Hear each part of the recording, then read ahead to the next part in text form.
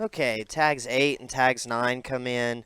They're next. These will be the final two out of pin 2. Tag 9 is there on the stick right now. It's tag or ear notch 15-2, guys. So another 15 litter, going to be a litter mate to lot 2 or tag 2 that we saw come through earlier. So that's going to be another no turning back on Hot Rod and Poke the Bear's Aunt. So no turning back, never before, Deadpool. And goes back to one of our foundation bachelor party sows that we kind of built the brand around several years back. So some of our key stuff there. That gilt was a little greener when she first came off the decks, and man, this last week has done her a lot of good. She's actually as rolled up high and as shapely as you'd probably want one to be at this stage, and has a neat color pattern. When she gets her head up and goes, I like her head shape. I like the way her neck fires out of her shoulder. A great deal. Very hairy. Very dense, once again, like so much of this set is out of those two Brockman purchases.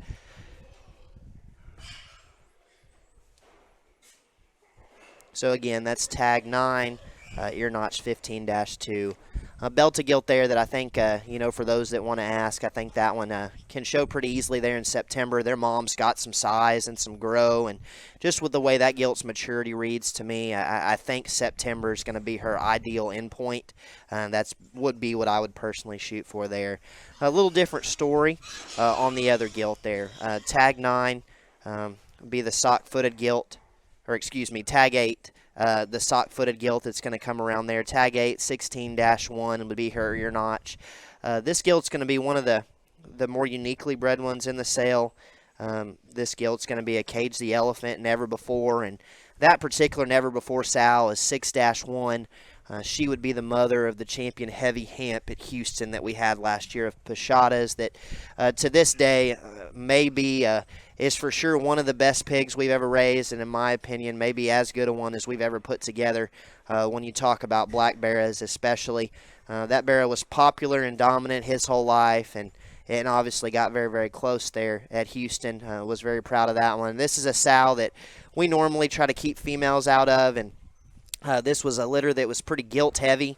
Went ahead and did that and kept one or two, and with that we're able to offer some that normally we wouldn't let go of, and this is definitely one of them. This is a very high quality female that if you want to tap in genetically to some of our better stuff that we've got going, that's very current and kind of right on the cusp there in terms of relativity to excellence in the ring right now, that's going to be one of them. A moderate gilt, a shorter bodied gilt that, like those cages, that for being more compact from that standpoint, still has air underneath her. She runs uphill, her neck set sharp.